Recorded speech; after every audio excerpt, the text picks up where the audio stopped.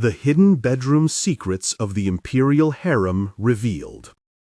You enter a narrow corridor where the lacquered walls are the color of old tea and the air smells of jasmine and wax. Candles gutter behind paper screens. The sound of slippers on polished stone is a punctuation mark that can decide fate. A eunuch leans so close his breath brushes your ear and speaks once in a voice that is equal parts warning and promise. These are the rules you must learn if you are to live inside these walls. I still remember that whisper the way others remember a first prayer. Clear, commanding, impossible to ignore. If you love hidden histories like this, like and subscribe for more. I tell this as one who was chosen, who learned to move inside the pattern, who has watched the rules shape bodies and memories into instruments of power. This is a dramatized account, rooted in fragments of practice, rumor, and the daily work of court. But it is not a manual. It is my confession and my inventory. 20 rules that governed the bedroom not merely as a space of intimacy, but as a theater of statecraft. Each rule is short, then lived. A moment, a face, a punishment, a small resistance. I learned them as a young woman and taught them later, bitterly, when time hardened my choices. Listen and imagine the candlelight's shadow on the wall. Rule 1. Never turn your back. Min had a way of entering a room so that the hem of her robe slid just ahead of her like a hush. She never turned her back to the inner chamber. The first time I watched her, she moved as if she were balancing a tray of glass. Step, pivot, a fraction of an inch of the cheek, never the full reveal. It was a posture taught to everyone, an alignment of body that meant awareness, a refusal to present oneself as open terrain. On the surface, the rule reads like etiquette: do not give the emperor an unguarded view. But the rule did not simply preserve modesty, it taught surveillance. The body that never turned its back could always be watched and could not watch unobserved. Turn your back, and you placed yourself in a blind spot. Someone might interpret that as an opening, a secret, a threat. For the court, the posture produced two results. It controlled possibility, and it trained obedience. The simple etiquette of the pivot became a lesson in being seen on someone else's terms. When a girl once forgot and turned as she retreated, small thing, a slip, her punishment was not beating but erasure, removed from the favored rotation for months. Isolation does its own soft violence. Min, who had survived 3 winters, taught me the pivot with a smile that carried no kindness. She said quietly, "It is safer to always be facing the world as if you might be summoned." Rule 2. Never speak unless spoken to. Names are not yours. They called it the naming ritual. In the courtyard, a woman with a low voice would instruct a newcomer to answer only when addressed and to refer to herself in third person when the emperor's circle asked. I learned it at dawn, under a willow while a servant watched.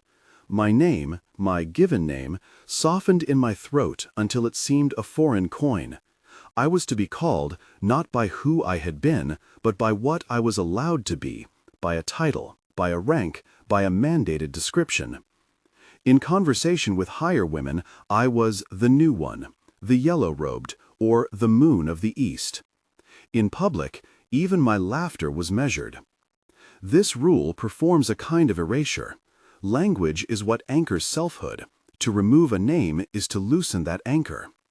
The prohibition on spontaneous speech reconfigures memory, trains silence as a reflex. The palace's vocabulary is a cage. Once you accept a borrowed name, the edges of who you were begin to fade. The only way to keep a private identity was to hold it like a secret charm, to speak it under your breath at night, to carve it into the lining of your robe with a needle. There are soft resistances, a note hidden in a fan, an extra dot drawn on a hem, a pattern in a hairpin, small signifiers women used to remind one another of original names. But these codes were fragile. When the eunuchs learned of them, the women who kept the marks were given new names, as if resetting a clock. Rule 3. Never meet the emperor's eyes during the visit. The first time I was led within the inner curtains, the emperor's silhouette was all suggestion, a small curve of shoulder, the hush of his breath like distant winds.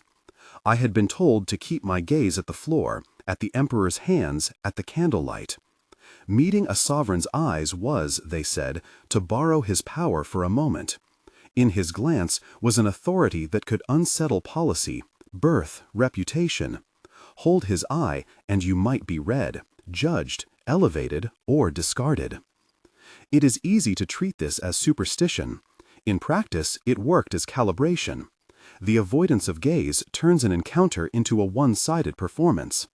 The visitor becomes a part of an image constructed for the ruler: posture, hair, scent, silence.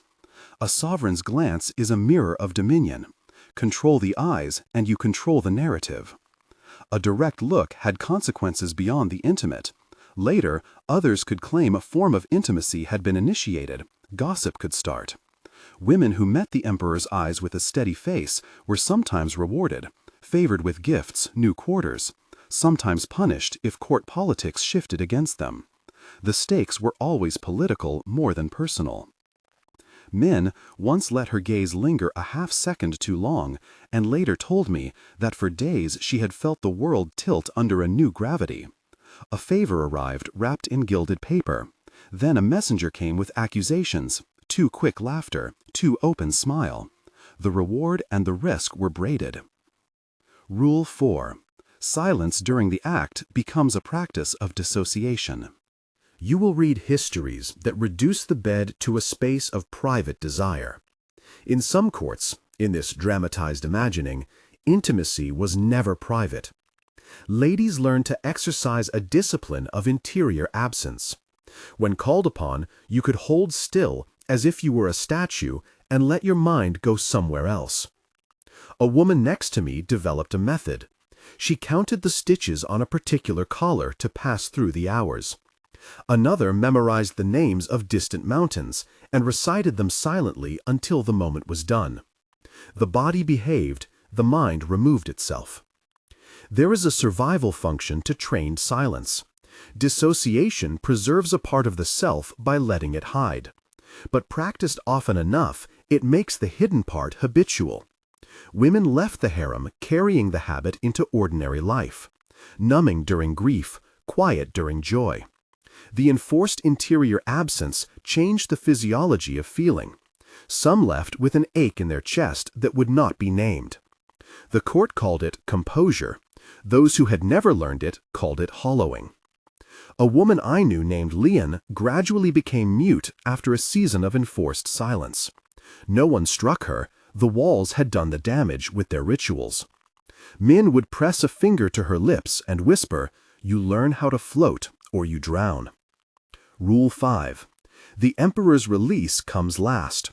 Ritual patience teaches cosmic hierarchy.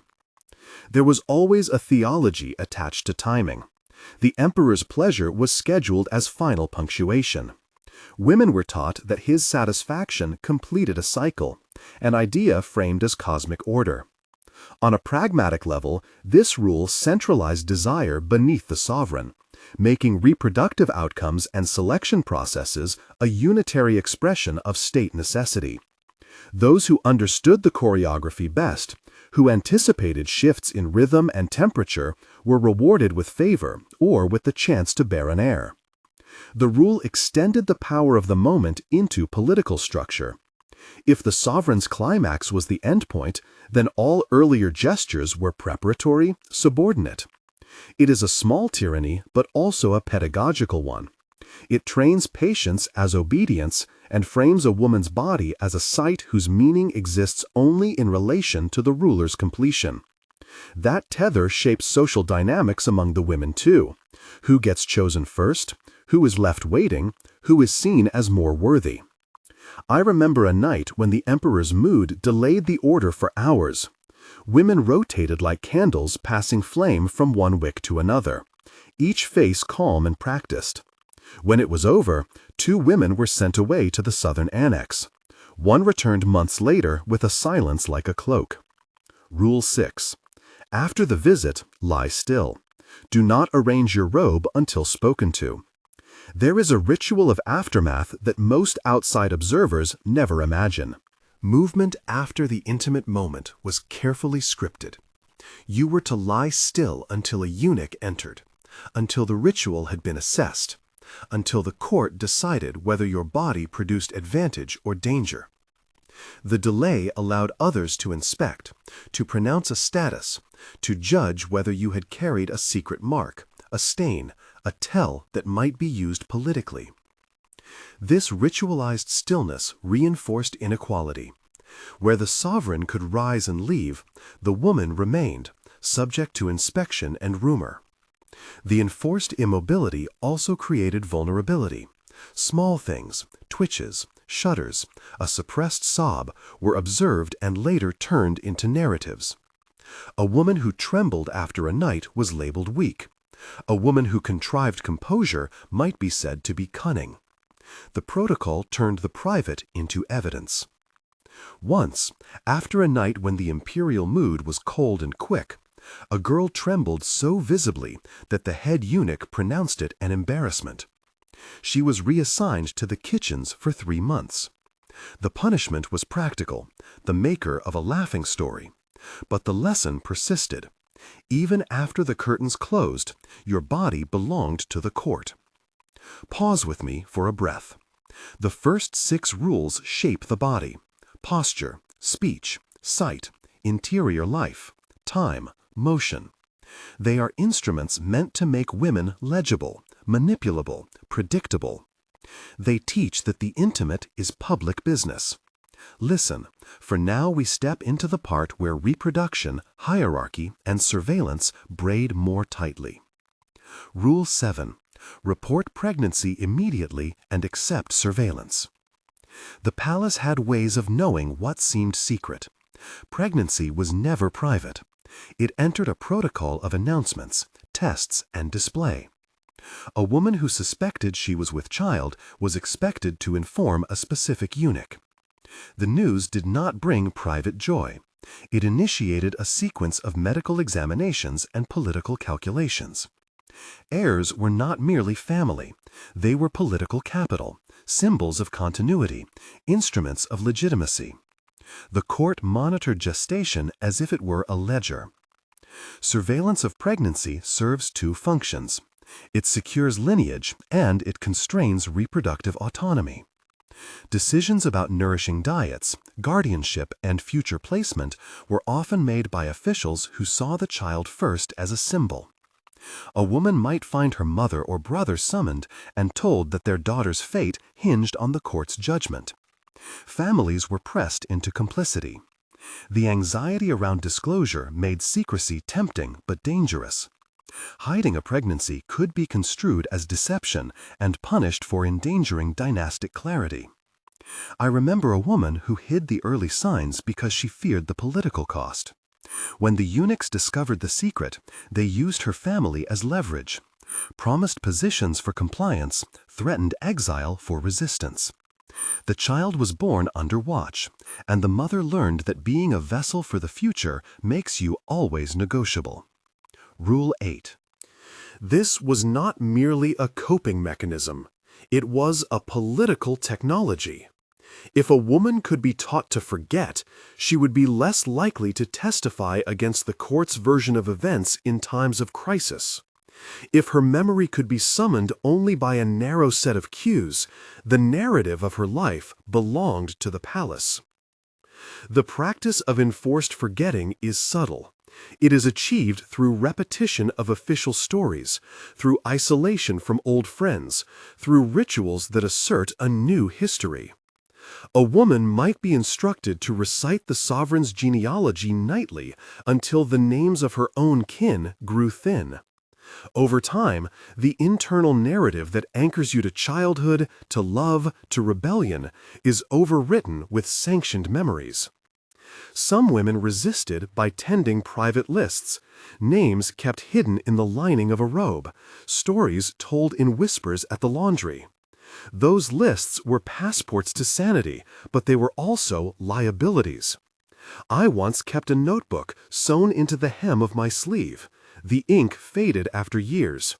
When rifts widened and officials questioned me, they found nothing but the whitened fabric, and my memory had been, in part, persuaded to adapt.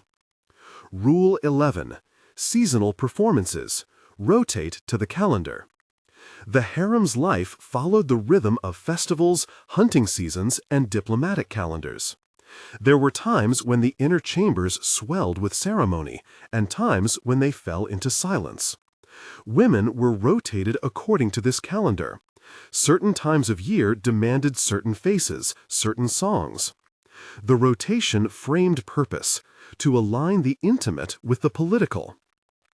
This scheduling made bodies into instruments of public ritual.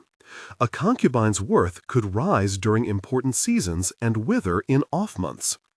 It taught women to link personal value to a timetable outside their control. Those who navigated the calendar well could carve out routines that protected them. Those who misread the season could misplace themselves at a crucial moment. I remember an autumn when the court expected a foreign envoy, and the courtiers were in a frenzy. A woman favored for her diplomacy was brought forward, and then, after the envoy's praise, moved into a protective wing. Timing in that world was survival. To be in the right place when the calendar turned could mean safety for you and for those you loved. Rule 12. Witnesses are always present, the persisting panopticon. There is always someone watching, a maid, a eunuch, a window left half open. The palace runs on witnesses, people assigned to observe, to report back, to confirm behaviors. The system depends on a panopticon effect. The possibility of being watched is enough to discipline. You learned to perform under the idea of observation. Even private grief becomes public property when someone else can be tasked to witness it. This omnipresent witness role extended into moral control. A woman might be designated as witness to another's vows, which later could be twisted into accusations of conspiracy. The web of observation made trust difficult. Alliances were always at risk of becoming testimony. Some women flipped the system. By cultivating charm with certain observers, they could direct what was seen and what was concealed. A favored maid could smooth over a late return or misplace a letter. Yet any manipulation required careful calculation. Observers could be swapped as easily as a curtain. Pause again. Reflect on what these 12 have taught. The palace does not merely control bodies, it engineers memory, time, and social architecture, so intimacy becomes administrative. Now the rules tilt toward the economy of reward, kinship leverage, aging, and the ultimate control of life and death. Rule 13. Gifts create debt. Gratitude is currency. Gifts flowed through the court like a secondary coin. A brocade robe, a porcelain bowl, a small jeweled hairpin. To receive a gift was also to accept a ledger entry. The gift could be a favor that anchored loyalty, a debt that required return in craft or compliance. A woman who received an embroidered shawl sometimes found herself asked months later to support a policy, to testify, to accept the presence of a rival. Gifts were both carrot and chain. They taught women that gratitude could be public duty. The manipulation through generosity meant that many choices were not free but indebted. Women learned to calculate which gifts could be accepted safely, which carried strings. Some turned gift into instrument, using a present to repay kindness with secret favors. But because the ruler's generosity was always a public event, it was difficult to disentangle personal affection from political strategy. I observed a woman who refused a certain jewel publicly, proclaiming disinterest. She paid for that refusal with months of suspicion. The court does not forgive refusal lightly. It prefers compliance arranged with the sparkle of obligation. Rule 14. Families are held as hostages of loyalty. When a woman entered the palace, her family did not simply remain outside. They became collateral. Letters to parents were slow and censored. Posts of appointment and land were dangled before brothers and fathers as means to secure obedience. The court used kinship as a lever, compliance inside in exchange for advantage outside. Families became stakes in a game they could neither fully enter nor escape. This mechanism tied private loyalty to public control. A woman who resisted could find her home taxed, her sister's marriage delayed, or her father's career stalled. Conversely, a family that played along could prosper. It is a pragmatic cruelty. The palace harnesses affection and duty to extend its reach beyond the walls, making resistance not only personal but communal. I had a letter smuggled out once, promising my village a tool mill should I remain silent. Those caught distributing codes were reassigned, sometimes sold to another wing, sometimes isolated. Yet coded resistance gave women a sense of agency. The smallest success, an extra loaf of bread, a delayed transfer, became proof that even in structures meant to dissolve will, agency could be held and used. Listen to what happened to Min the third year she survived. She arranged her hair in a pattern that signaled danger to a sister immediately before the officials moved to take that sister away. Because of Min's quickness, an escape plan adjusted and a life was saved. Not all such acts succeed. Some are seeds that sprout only in memory. Rule 18. Love is often a staged performance. Genuine affection is possible but fragile. Stories of forbidden affection are common. There were relationships that began as protocol and then, slowly, something honest grew. Companionship that offered refuge from the structural demands. At times, the court itself manufactured attachments for political ends. A woman might be asked to befriend another to secure certain information. There were also rare and true consorts whose shared glances and stolen letters became a small island of trust. These affections were always precarious. Declared or discovered love could be manipulated. A confession could be used to justify punishment. A romance could be weaponized to remove a rival. Yet in that fragility, some women committed fully. They found in another human the kind of tenderness the palace could not entirely govern. I held a hand once, briefly, in a corner that smelled of lilies. It was a tiny rebellion, a transfer of warmth. Years later, the memory remained steadier than many of my official honors. Rule 19. When the emperor dies or is replaced, concubines are consumed by political churn. The ruler's death is a tectonic event. Succession rearranges hierarchies. Favored women of the prior era may be punished, married off, or sent away. The palace's needs shift, and consorts who once symbolized continuity may suddenly be a liability. Regimes often clear space, figuratively and sometimes literally, to install new narratives. This disposability is a harsh truth of the system. The woman who bore a son one year may be erased the next to suit a new dynasty story. The court's calculus is cold. The intimate tie that elevated one day can become an excuse for removal the next. I witnessed a morning when a new edict arrived and two high-ranking women were led away quietly. Their gardens seized. A child they had once cradled was kept close. The palace acts like a river. It will not hold still for any rock. Rule 20. Forgetting is both survival and theft. The imperative to forget is the final seal. The last rule is perhaps the most cruel. Forget what you are taught to forget. To live, many women learned, you must sometimes let go of memories that wound you, let certain faces blur, let the names of those you loved grow faint. Forgetting is offered as mercy. It is also theft, the removal of history from those who lived it. The palace teaches that moving on is safety. Trauma that is not rehearsed can be less present. But forgetting also makes one complicit. When memory fades, so does the ability to testify against wrongs. In the end, I learned to forget certain nights to keep from breaking.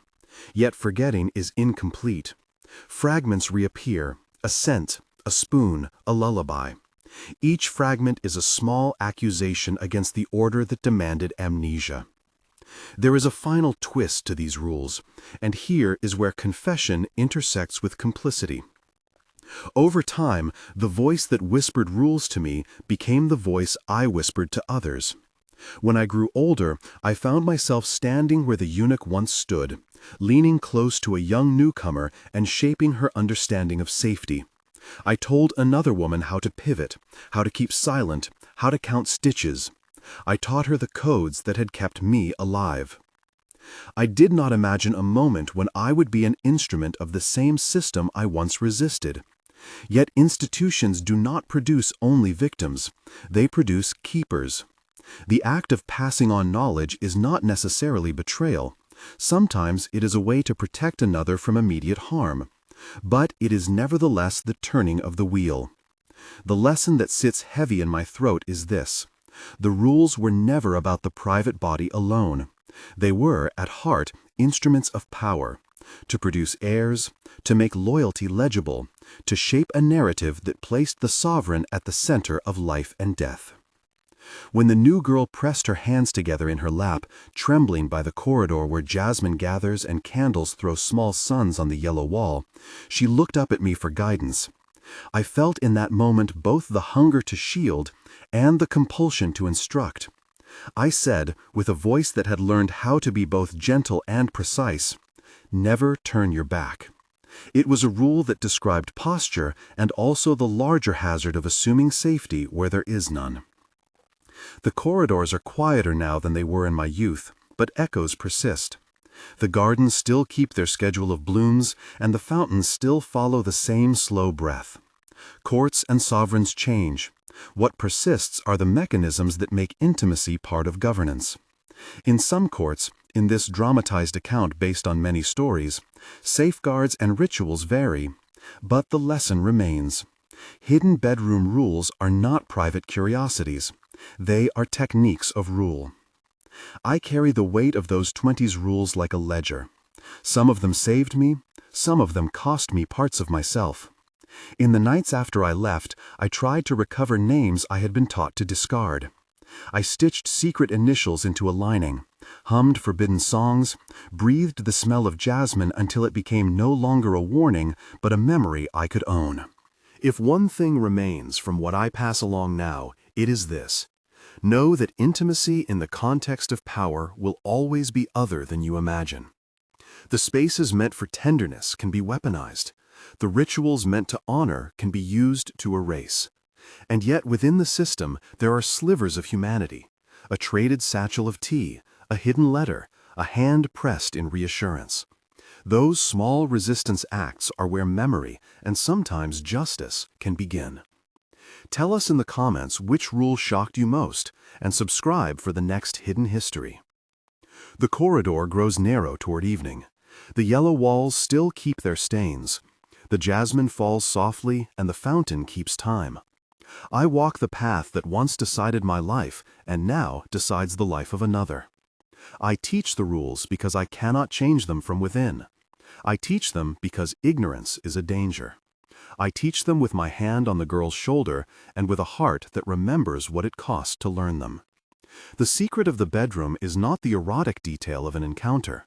It is the way the intimate becomes the instrument of state. That is the real revelation.